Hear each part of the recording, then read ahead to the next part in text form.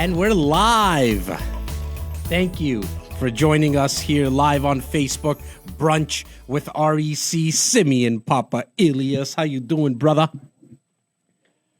Jazzy, good morning, REC Nation.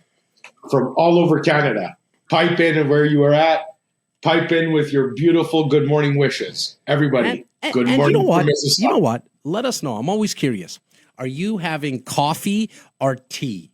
Like, I never started drinking coffee till about 3 years ago, and you're the culprit, Simos. You and I took a trip to Florida, and I didn't want to be someone that was difficult in the home that we were staying in with our families, and everyone was a coffee drinker, and I'm a tea drinker, and so I started having coffee. Now I kind of got addicted to it, so I'm a coffee drinker. Simos, I think you're a coffee drinker yourself today in the morning as well. I'm a coffee connoisseur. I absolutely love connoisseur. Look at that.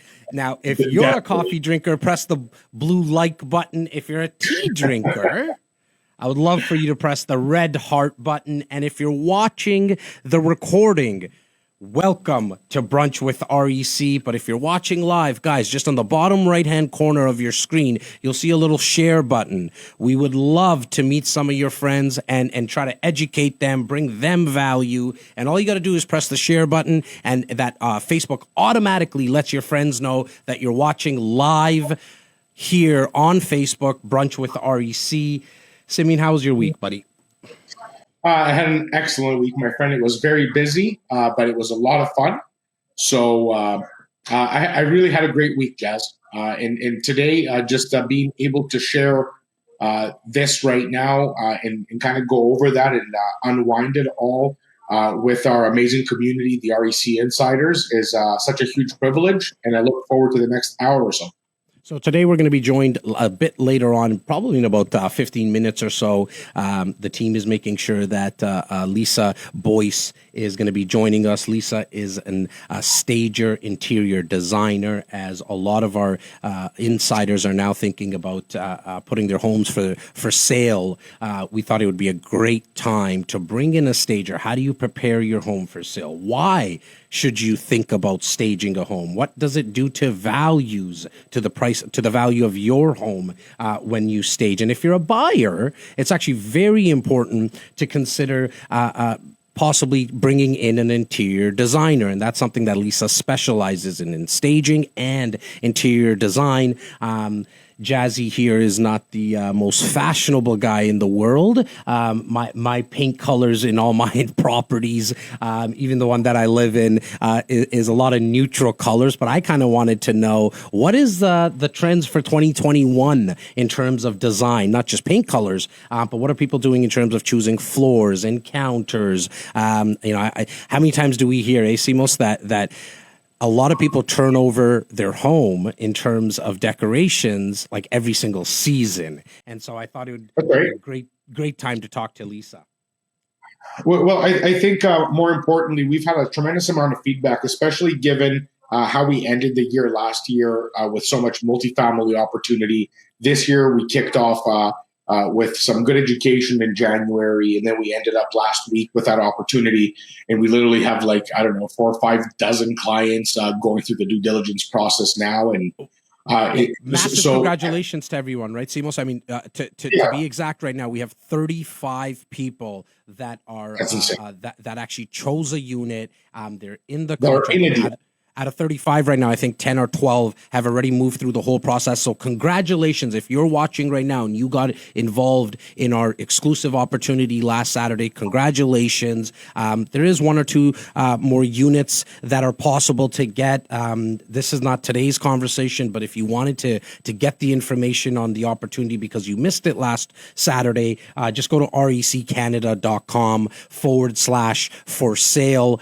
You'll be able to view the whole opportunity. The recording of the webinar is right on that site. It's reccanada.com/for sale, and you can get the package. There's 1 or 2 units left.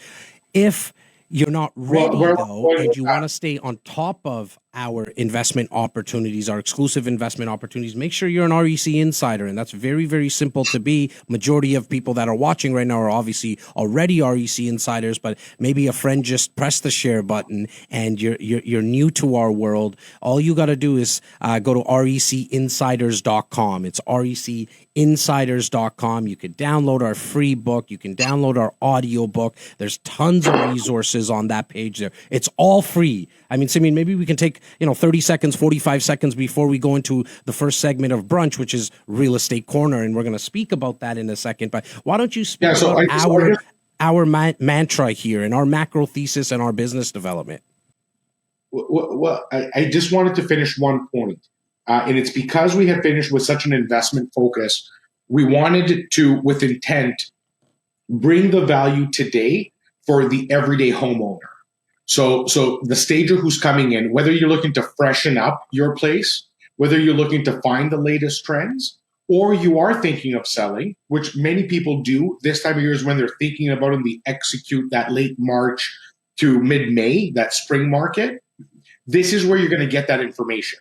So above and beyond, obviously, all our investment education, we did want to bring it back to the basics and today talk about your personal home space, your personal moves. And of course, you can carry all this value into your investment properties if you're looking to have a trendier, modern, higher end place or whatever the case may be. You can bring all that value in. So that's kind of where I wanted to, as to why today's presentation is what it is. And Jas, just going back to your question, you were asking about our thesis of our. Well, like how we bring insiders into our family and into our community, and then over time how we educate them. We don't charge for any of our education, right? Yeah, and nor do we advertise. So what we don't do is, if you ever see an advertise from REC, it's going to be for our events. It's going to be for an REC brunch. It's going to be for what have you. We do not advertise, and I think maybe like our mentor and our late partner taught us early that you can spend all the money to be on every garbage can in the city, on every bus and taillight in the city. But unless you provide value, your name will never go anywhere past that. It's a transactional business, not a relationship business when you do that. Not that there's anything wrong with any strategy that anyone does. I'm not here to criticize it. But you're not going to see us harping down, like asking for the business in a way that it is not within a value-driven proposition. So we lead every day. The reason we're here is to continue to drive home the message of home ownership, of real estate as an investment, of real estate as a vehicle to drive any goals you may have, whether it's living, investing, generational wealth creation, whatever topic it is you want to do. We believe in it. We live that reality, and we're here to spread that message. So that's kind of our gospel in the beginning and the end of everything that we do. Look, and that's why we hope that anybody who's watching right now, you do let your friends know, even if they don't use our service. We would love for them to use our service, and one of our 41 real estate agents that cover the GTA in terms of moving up into a home, moving into a smaller home, maybe getting into your first home. But even if you just get the education and use your cousin Charlie or your uncle Joe or your Aunt Mary, we're okay with that. We're okay with that. We have more business than we ever thought we would. We're very blessed, and very grateful not only for the clients we have, but first and foremost, without the team, right? The 41 real estate agents that I mentioned that are out there every single day, but then also are the leadership team. I mean, not much gets done around here without Tyler, who's our real estate concierge and who would set you up with a plumber, electrician. There's no cost for any of this stuff. Tyler, majority of you know him already. He's our air traffic controller. We have our director of sales and marketing, Laura Stewart. who really leads the ship when it comes to our marketing as well as our sales core, our sales team, sales force. And then we have Bobby Pume, Director of Operations, who without him, the 41 Realtors wouldn't be, as in my opinion, running as sharp as they are, because he's holding them accountable throughout the process and making sure that our clients are being served.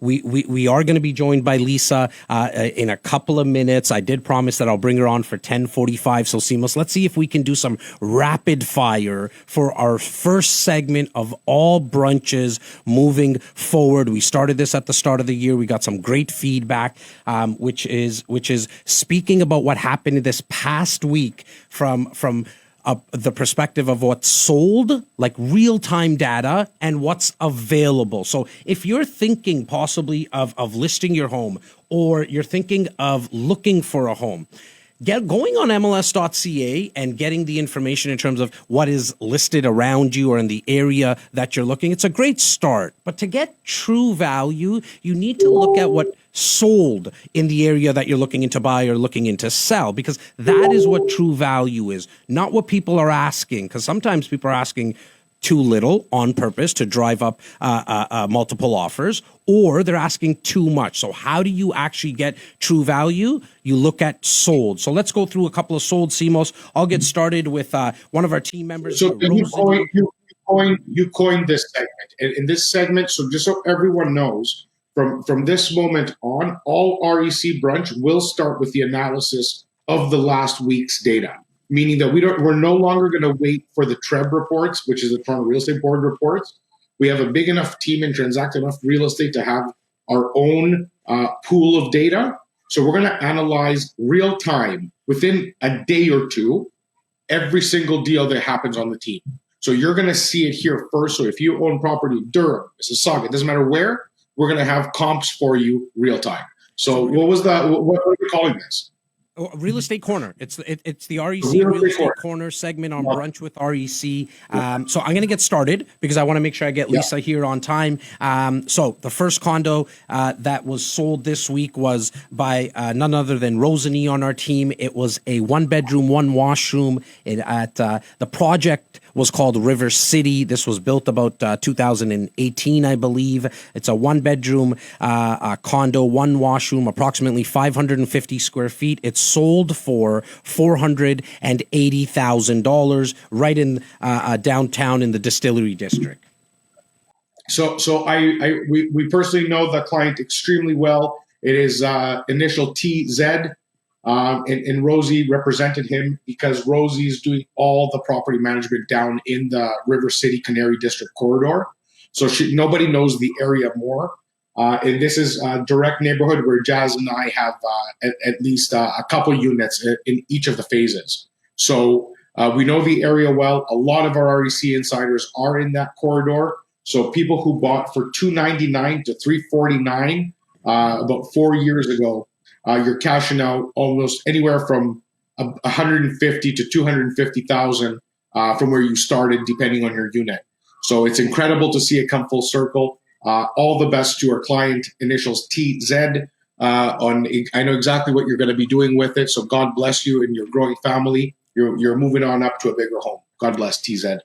We're going to go to the other side of the Greater Toronto area and talk about a 1-bedroom, 1-washroom condo. Here's kind of how you start to determine value. So similar to the one downtown, 1-bedroom, 1-washroom, except a little bit larger. So now this is in Mississauga, in the downtown core of Mississauga. Our friend Aaron Babel, one of our team members, friend and team member, sold this for his client at $490,000. So $10,000 more than the one that we just spoke about in downtown Toronto. However, 150 square feet bigger, but you also got a parking spot with it as well. So a little bit more value. You're going to start to hear, as you hear the solds and the listings going out through the year, you're going to start to notice a trend, right? You get a little bit more value when you go outside of the downtown core.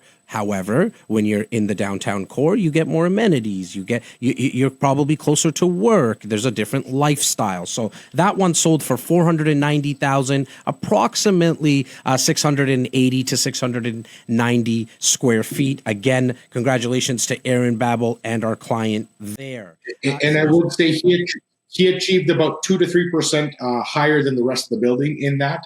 So I did want to put an extra little mustard on that. Congratulations. Only because I was brought in to consult at the very end stages. Look, when the client was kind of discussing the acceptance and the conditions, Aaron was able to achieve at least 2%, perhaps closer to 3% of a higher value than anybody else had in the building before. So again, kudos to Aaron for leading the market once again. And if anybody wants to look up Aaron Babalal, he has glowing reviews all over the internet. His clients truly and genuinely love him. And you should check him out and see the experience for yourself. Simos, why don't you quickly speak about our next sold for the week? It was a restaurant. It was actually a family restaurant right at the corner of Keel and Lawrence. Our team member, Bo, sold this restaurant. Speak about really quickly about the value there. It ended up selling for $58,000. I know you know a little bit more about this restaurant than I do. Yeah. So again, because I'm on the team operations side is where I get the insight on some of these. You have the different scope. So in this case, Bo, who is one of our commercial practitioners, he has 20 years experience in commercial, but he also is the owner of the Kibo franchise, the city's biggest sushi franchise. So the depth that we have on our bench in our starting lineups is just massive. This restaurant specifically, he transacted, and it's it's for one of his own franchisees. So we're literally so like in that component of the business, he's so in tune. So this is just again, like you can if you look. Can our audience see the picture? No. I don't believe we're sharing the listings on the screen. If that's something that our audience would like to see, please just throw it in the comments. Let us know. If I know my team's waving me that there's maybe a comment that my audio's low. Put that stuff in the comments. We're always trying to get better. We're not perfect. Please let us know in the comments. Definitely, if you want us to share the listings on screen, that's very easy for us to do moving forward. I'm getting a little bit of feedback on my end here, Stephen. Perfect. So, Simos, before we shift into talking about listings, I do, because I feel really bad keeping the beautiful Lisa Boyse waiting for this long. Why don't we talk to Lisa for a bit, and then we'll make sure we finish off Brunch with REC to talk about what is actually listed on the market from our team perspective. Yeah, sure. No problem for me, man. Welcome, Lisa. How are you doing? I'm good, thank you. Good morning. Thanks for inviting me to join you guys for brunch today. Well, welcome once again. I don't believe you met my beautiful, beautiful partner, Simeon. Simeon and I have been business partners now coming on to 16 years, which sounds really odd, Simos. We're 2 decades. It's like, how crazy is that coming up to anyways? But Lisa, talk to our audience about what you do. Let's get started there. Why don't we start there? Like, what is it exactly that you and your team do? Okay, so my name's Lisa Boyse, as you said. I'm a Toronto stager. I stage homes across the GTA, and I'm also a downsizer, so I help people who want to transition into a smaller living space. With COVID in the last 12 months, we're not really doing a lot of downsizing. Seniors are a little bit concerned about having somebody in their home right now, which makes good sense. Staging's very, very busy. COVID has seen an uptake in our business, to be honest with you. So we're busy getting a lot of homes prepped and ready to hit the market in the next couple of months. Now, why do you think it's important for sellers? So we're going to kind of break the conversation up into two perspectives. One from a seller's point of view, as well as then from a buyer's point of view. But for when someone's thinking of selling their home, we get the question all the time. Like, should I stage? Should I not stage? What's your thought process on that? Well, my thought process is, of course, you should always stage every property. There'd never be a reason not to stage a home. But the reasons for staging, there's lots of them, but really it just comes down to presenting your home in the best possible light. So you want your online photos to to be better than anybody else's. You want your home to stand out from the crowd. So staging helps to hide any little flaws that your home may have, and all of our homes have flaws. Staging helps to hide those. It helps to highlight all the best positive qualities of your home. Staging often involves decluttering or getting rid of excess furniture, so it helps homes seem much larger than they might be with all the furniture we all have for living. So staging is not about real life whatsoever. It's smoke and mirrors, that's for sure. But it really does present a home in its best possible light. And that often translates into less days on the market and for a higher selling number. Like, Simos, how many times do we speak with clients and we always say to them, right, like, you live one way, but you sell a different way?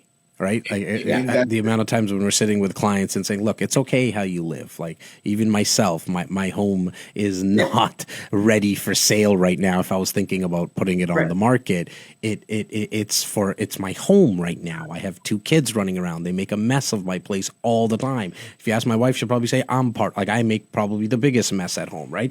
But however, when you're thinking of selling, you really need to prepare it for sale. There's the price. You got to make sure that you price it right. Either you price it a little bit lower, as I mentioned earlier, to drive up multiple offers. Then how you're going to market it online, and how are you going to get this property advertised, from an old school word. But most importantly, how are you going to prepare the actual home? Almost make it look like when you walk into a new sales office. You almost want the smell. There's a reason that there's a new car smell, right? You want to set up your home from that perspective. What's your thoughts on it, Simos? Staging is the absolute most vital part of the listing process. Preparing the out. I am a huge proponent of it because I know the result, and that's what I want to speak to. So the money that it costs to stage a home, you typically will get that investment back in a 10x factor, and that's why every realtor that respects their profession and the process will tell you that staging is a must. And nowadays, most realtors have a package. And I'm talking about every realtor out there that's worth their weight, will have a staging package within their business and value proposition, just like the REC does, where we bring in Lisa or any of our strategic partners that cover the GTA, where they're going to come do a consultation to give you kind of like the low, medium, and high. Depending on what kind of property you have, you're going to have to commit to some kind of a image that you want to adhere to. So as far as I'm concerned, because I was never a true residential listing broker, me personally, but I have mentored and trained and consulted with dozens of our own brokers who I've learned from and gave back to them because the negotiation process is the same. But looking at legends in the business who are directly next to Jas's office inside our space is, for example, the Mills team, Karen Miller, Jason Walker, all our partners beside us, including Marlene Giannini Carnacchia, our very own Jennifer Popo, Darren Singh. Darren Singh redid somebody's floors before he listed and sold the house. Like, we have brokers and around us and within our team that won't stop. So the objective is selling the home. The stager is in tune with the latest trends. They typically have a background in interior decor, and I definitely want to hear Lisa's background and what inspires her and what drives her to do this. But if you're a school teacher, or if you're a baker or you own a restaurant, there's no way you could possibly be in tune with every latest trend in decor. When somebody's shopping for a home, they want it to be the best home they can buy with their money. And they want to be able to envision the latest style, the coolest home, them living in it. So it's the stager that's going to tell you how to declutter. What is the best way to set up the furniture so the room is bigger, more open, more airy, more feng shui, whatever the case may be. So that's my take on it. My take on it is that if you're going to sell your home, you are definitely leaving money on the table if you do not stage. Lisa, give us the 1-2s of staging, girl. The 1-2s of staging. Okay, so our typical staging tips start off with decluttering the home, as I said. So that doesn't just mean going through your home and packing up and getting rid of stuff you don't want anymore. Just as a quick side note, it's tough right now because so many things are closed, but Value Village across the city is still taking donations. So if you are in the process of decluttering, just keep that in mind. You can still drop off donations to Value Village. But it doesn't just involve that when you're decluttering. We tell people to go through all of your closets and pack up any off-season clothing. If you're fortunate enough to have off-site storage, pack that stuff up in boxes and get it out of the house. If you don't have off-site storage, put it in your luggage. Get it out of your closets. You want every closet to feel as big and open as possible, and you want them to feel like they can accommodate anybody's amount of clothing. So do that in your closets throughout the house. Do that in your cupboards in your kitchen. If you have a second set of dishes, if you have appliances that you're not going to use while your home's on the market or until after you move, pack them up. Do it now. You have to pack anyways to move.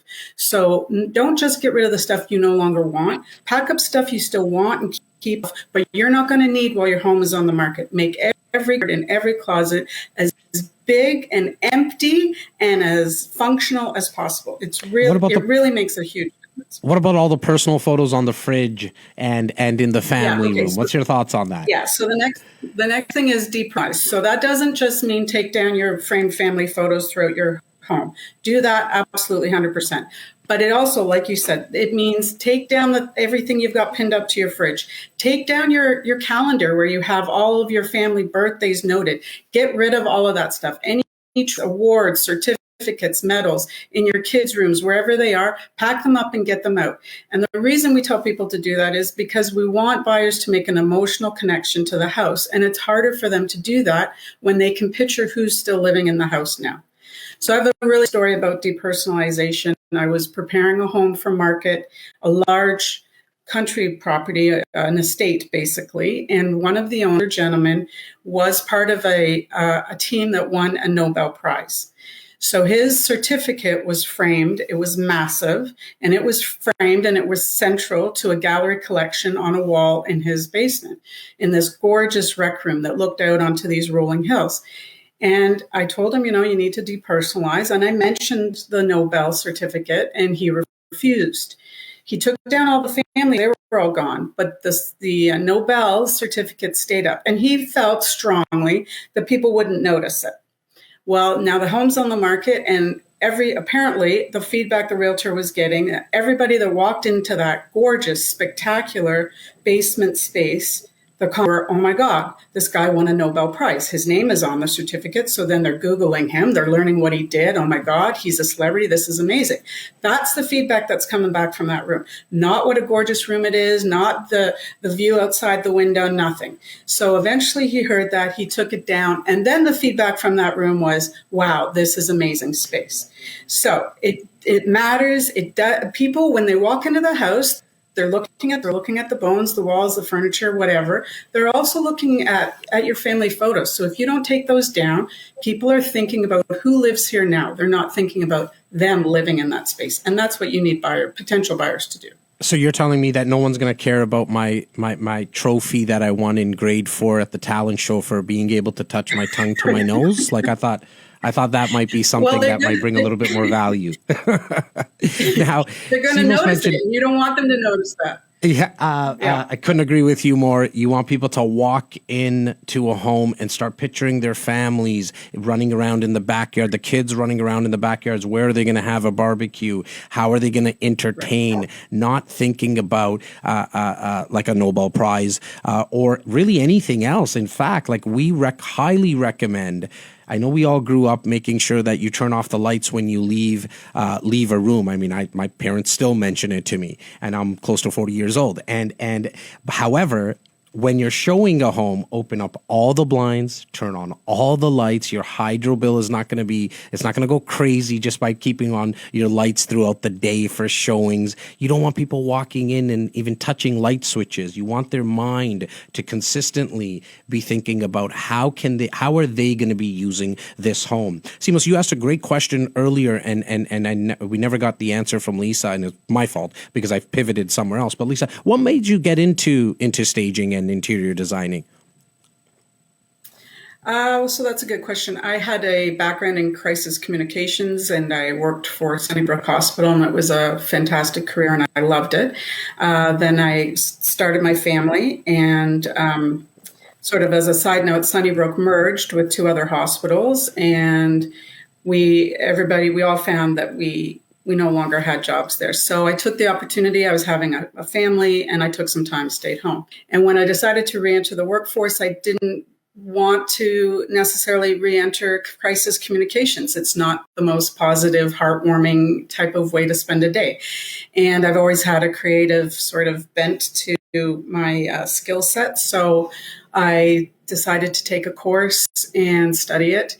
At the same time, not to pull on anyone's heartstrings, but my parents both died very suddenly, and I had to put my family home up for sale. And I had never heard of staging before, but it just came to me naturally. So I just did everything we just said. I decluttered, I depersonalized, I moved furniture around. I got rid of the huge massive desk that was in our kitchen that was central to my life as a kid. And I had never realized how it blocked traffic flow from the kitchen into the family room. I never noticed that living in the house for 35 years.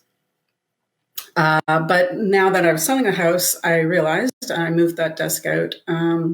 And the house was in Scarborough. This was 20 years ago. This, not a strong real estate market at the time. And we sold, we had 8 offers and sold for almost $100,000 over asking. And I believed that was in large part because of all the work I put into getting the house ready. So that partially led me to study staging, get certified, and that's what started this next part of my career. I also want to remind everyone, consulting a stager doesn't have to be just when you're selling a home. And this is important because another thing I hear from so many clients and have heard from so many clients personally is, I lived in this house for 8 years. I lived in this house for 5 years, and I never enjoyed my home. And then I brought in a stager to sell it. And my home is like the most beautiful thing I've ever seen. And I wish I lived in the home and it looked like this or it functioned like this. Let me say something very important to every insider. Life is not just about buying and selling real estate. As I said earlier, Lisa is here to drop her insight.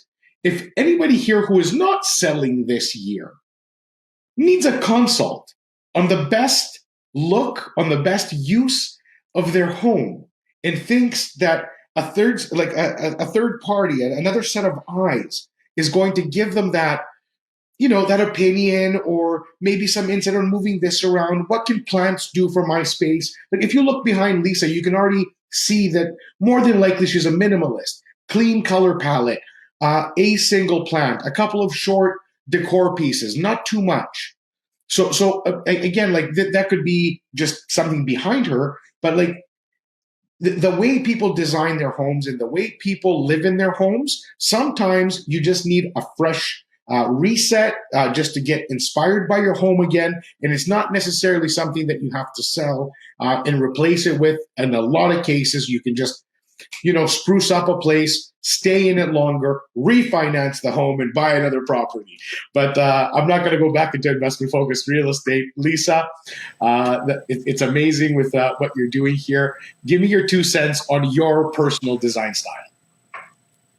Yeah, so I'm a minimalist, but as you guys said, after I've staged somebody's home, they say, "Oh my God, I'm sure your home is gorgeous. I bet your home's beautiful." And I say, "No, we live in our house. I have 2 teenagers. Their backpacks are always where they shouldn't be, that kind of stuff." But I'm a minimalist for sure. I don't even have a lot of frame family photos, and I know some people feel like that's makes the home cold. For me, it doesn't. I have one spot where I have one bookshelf where I have family photos, and I switch those out all the time because I have like 100 or 200 photos, and I don't want them all over my house. So I just keep them in one spot, and I switch them out all the time. I do like to repaint often. In my opinion, repainting is a really, really cost-effective way to refreshen a space. So I repaint often. But comfort is important to me, particularly now. So I'll just say one quick thing. If we had time to talk about designs coming up in 2021, they're great. I follow them. I have to. But what's something I say to people all the time when I'm in helping them with their homes, if something really speaks to you, if you love it, if it makes you happy, but it goes against the design trends or what designers are telling you to do, maybe don't listen to them. If it really makes you happy, then work it into your design. Don't get rid of it just because it's not meeting up with what people say is popular or the most beautiful thing in 2021. So make yours really speak to you, what you find beautiful, what you feel comfortable with. Now, saying that, designer can help you make your space work better for you, the best furniture layout, opening up pathways, all that kind of stuff. I find people hang their art way too high, typically speaking. So when I lower the art, at first they hate it. And after a day or two, then they realize, wow, that makes such a difference. I love it. I never realized how much I love that painting. And that was because it was hung up by the ceiling, that kind of thing. So that's one of my key pieces of information when I'm helping somebody who's in their home is to fill your home with things that you love and follow the designs, read the design magazines, do that for sure. But, if they're telling you that, that accent walls, for instance, painting one wall in a room a different color is no longer on trend for this year. But if you have an accent wall in your home that you and it makes your heart happy, then don't repaint it. Leave it. Why would you follow a trend if it doesn't make you happy? The trends that are that you're going to be expecting to hit mainstream, for a lack of a better word, in 2021, like in terms of colors and flooring and counters. Okay. So for 2021, with everything going on in the world, it's really important right now that we all try to build in space for a home office or online schooling. So that's really key right now. So if you don't have the luxury of dedicated space for that, then we're looking at creating multi-purpose spaces. So carving out a little space in a kitchen, in a family room, in a basement, wherever, to add in a desk. If you are a little bit short on space, we're hanging shelves on the wall. So we're using vertical space to, just to make that home office or online schooling environment more practical. So creating multi-purpose spaces is number one. Durable and easy to clean materials are number two. And that's also coming out of a current situation, because never before have we realized how important it is to keep everything pristine and clean. So really easy, durable cleaning surfaces are important. And that is also because we're all home so much more, especially young kids. They're not out at school or sports or playing with their friends like they used to be. So things are getting dirtier faster. So incorporating easy to clean materials is really important. So for instance, I love dark hardwood flooring. It's gorgeous and it's perfect in the right home. It's not particularly practical when you have a busy family and if you're home all the time. So we're not seeing dark flooring going in right now. And healthy homes, with everything again going on. Healthy homes are important now than ever. So all natural fibers are important. We're seeing a ton of wood. We're going to see a ton of wood in 2021. Jute, cotton, leather, they're all going to continue continue to be really popular. People are less interested in press board and the like man-made materials. They want to get back to healthy homes. Running to, you have an appointment coming up very soon. Where can people get more information about you, your team, and everything that you do? Okay, great. So you can find me, the name of my business is Scarlet Staging. So you can find me on both Facebook and Instagram as Scarlet Staging. You'll find me that way. Once you hit those links, my phone number will be there. And that's really, and my email address, that's really the best way to reach me. So you can either DM me through those social media platforms, or you can find my phone number or email that way and just reach out to me. And I'd love to hear from you and see how I can either make you love your home again or help prepare your home for sale this coming year. So much for your time, Lisa. Success on your appointment today, the rest of the weekend, and we'll be definitely speaking a lot more during this year. For anybody who's watching live right now or the recording, if you didn't catch where you can get a hold of Lisa and her team, just send us an email, put it in the comments. I know Tyler, our air traffic controller, is here in the comments section, and he'll make sure that you get all the information. Once again, Lisa, thank you so much for your time today. Great. Thank you, guys. Have a great weekend. Thank you for sharing. We really appreciate your insight. We appreciate you. Be safe and be well.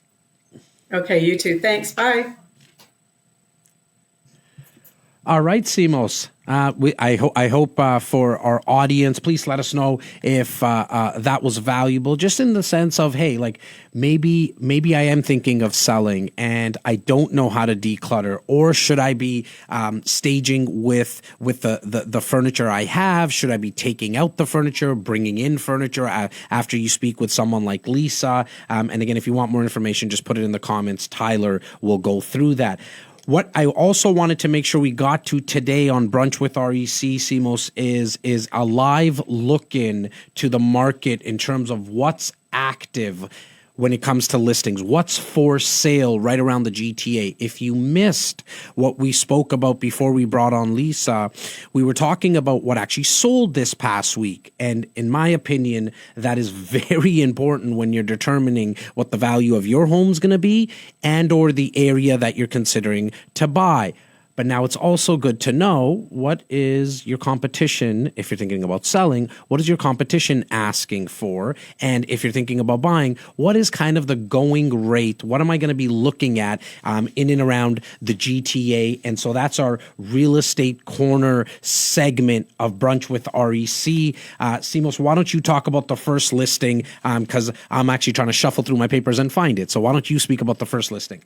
So what I'll do is I'm just going to highlight. We have 60% of the stuff we have listed is kind of your average home. I want to do some highlights that I think are relevant to explain value in different neighborhoods. So I'm going to start with literally a block away from where Jas is sitting, which is the Don Mills and Lawrence corridor. It's in North York, but it's Don Mills and Lawrence, right at 16 Dallimore. There's a condo site. And it's Christina Astorga's listing. Christina is absolutely phenomenal, talented, dedicated broker with our team. And she listed this condo for $900K, $898,000. So for next week, for sure, we're going to be able to share the screen, because then people can put into context what that money gets you. So there's our improvement, Jazzy. It's an absolutely stunning unit on the 6th floor. It's a 2+ den, 3-bathroom condo. The building, for those who know the area, is the Savoy Camelot. Great property manager, great amenities in the space, and it's fully renoed. So a beautiful location within the city, a minute from the highway, a minute to shops at Don Mills, which is an upscale shopping district, which is where our office is.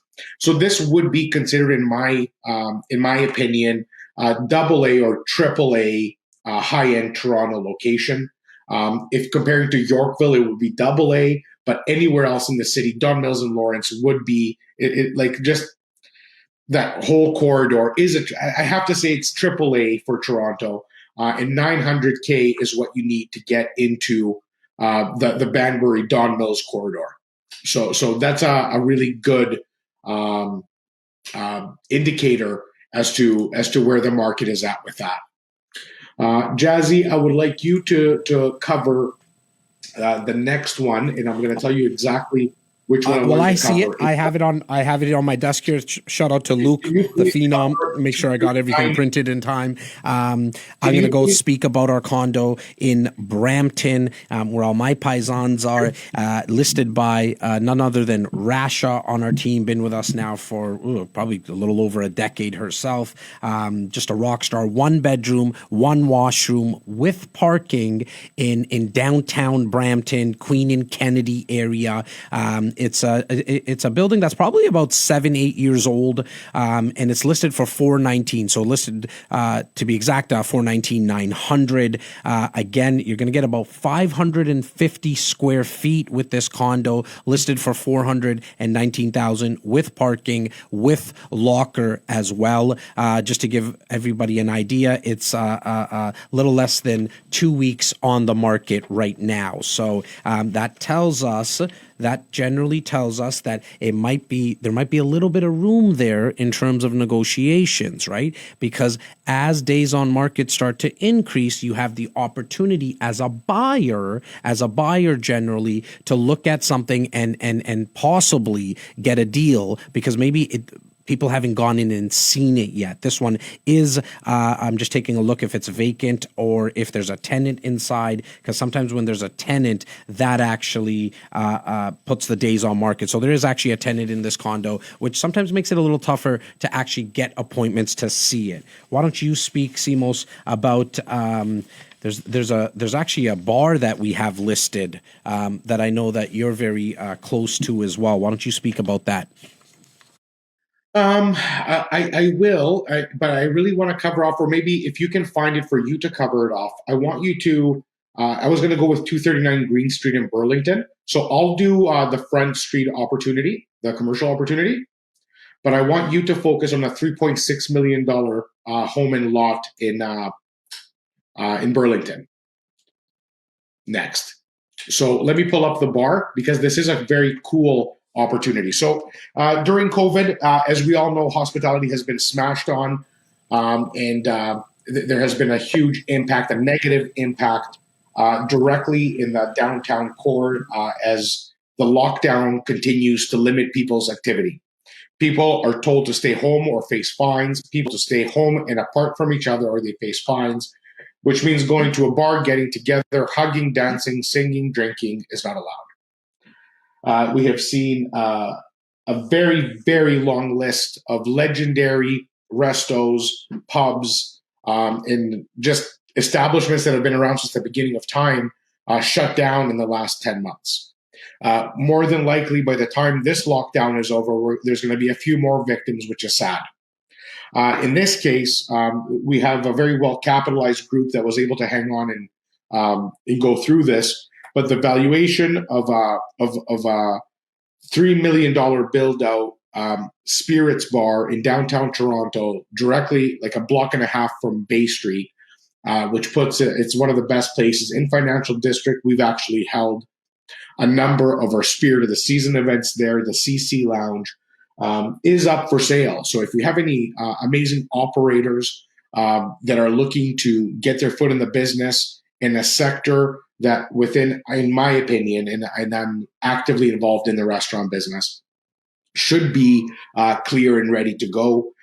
There's going to be an opportunity for people who are well capitalized to take advantage of getting spots for prices that were never ever available before. So this place here, you need, I would say, minimum $2.5 to $3 million to negotiate the lease, build it out, to get into business. In this case, you can get in with just under $1 million. You have literally a turnkey, high-end luxury whiskey bar smack dab in the center of the city. The opportunity here comes with restaurants, mostly are partnerships. Some partners are weaker than others, and they have to make moves. And this specific situation is exactly that. We are looking to move the property, the business to either a new group of owners or buy each other out. So huge opportunity for the right group. Jazzy? For everyone. Definitely, if you're interested in getting more information, just shoot us an email. We'll put you in touch with our team member. And I think you're closely working that as well, Simos. So if you wanted more information, just reach out to us. The last listing I wanted to cover is by Jacob Campanero on our team. Just a great guy. Jacob was speaking to him yesterday about how busy he is and how much he's running around. So shout out to Jacob if he's watching right now. It is a modern, brand new, custom built 5,300 square foot home in Burlington on off of Lakeshore Road. Very newly listed. It's listed for $3.6 million.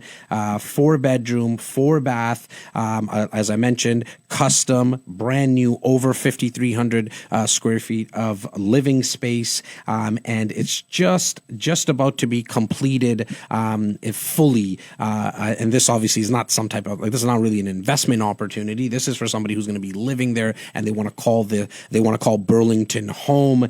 So again, I hope, and please let us know in the comments, this real estate corner segment, was it valuable? Do you want to see more of it? What other topics would you like us to cover? Because as Brunch with REC has evolved over the last, almost a year. We're at about 10 months, believe it or not, Simos. The first brunch we did was, I think, the second Saturday of lockdown. As it's evolved now, we really just want to have real estate conversations every other Saturday. And it's going to be live here on Facebook.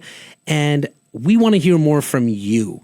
What other topics, what guests would you like us to bring? I mean, both of our Rolodexes have gotten larger and larger over time, and so we can call on a lot of people and a lot of experts to talk about real estate. This show is all things real estate. And do you want to hear more about what is listed, what has sold? Do you want to see them pulled up on the screen? Simos mentioned, hey, Jas, let's bring them up on screen. What other things can we do to bring more value to you? We want to have a massive community built out where you guys are networking with each other. It's why we shifted to go live on Facebook, because, look, I saw Carlton Tan, for example, in the comments section, and then I saw Stephen McDonald in the comments section. Both families, Carlton and Mary, the better half. Yes, Carlton, I said it. And yes, you are the better half, Mary.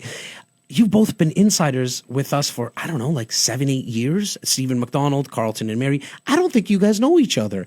You guys can connect now. It's a lot easier. Click on someone's profile, shoot them a message, network with each other. Especially as investors, you're going to be able to do a lot more joint ventures. Possibly, or just find out what's worked well in someone else's portfolio. What mistakes did they make? I think over time, right, Simos, what we've noticed with real estate investors in our community is we love to talk. Not just you and I, because that's obviously apparent, but even as investors, we love to share our stories, our successes, our failures, and our mistakes. It is by far, we're in a lot of business communities as well. And sometimes what you find in the entrepreneurial and business world, not everyone's willing to share. The doors are closed.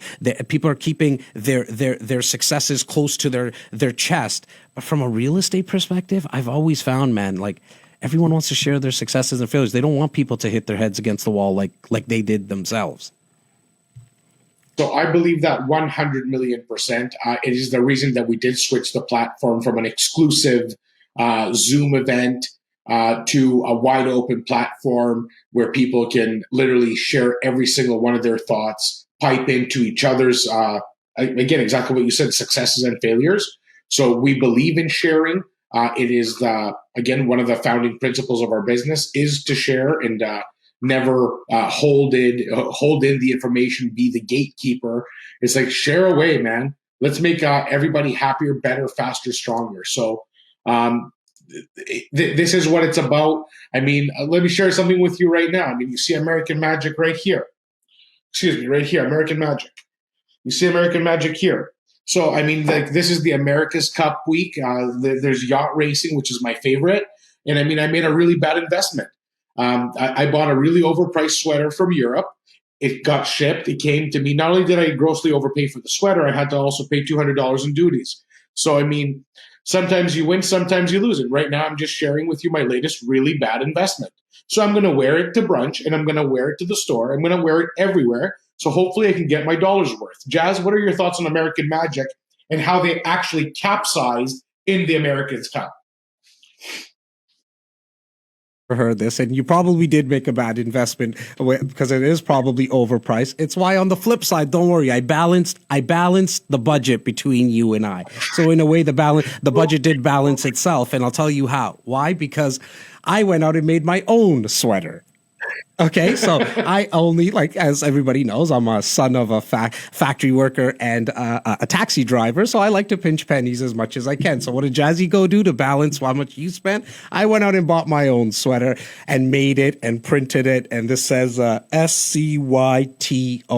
Stop comparing yourself to others. It's part of a lineup, which is the success table of elements. And this is stop comparing yourself to others. All joking aside, I think it's a great segue into just reminding yourself, right? Like a lot of people will have more than you.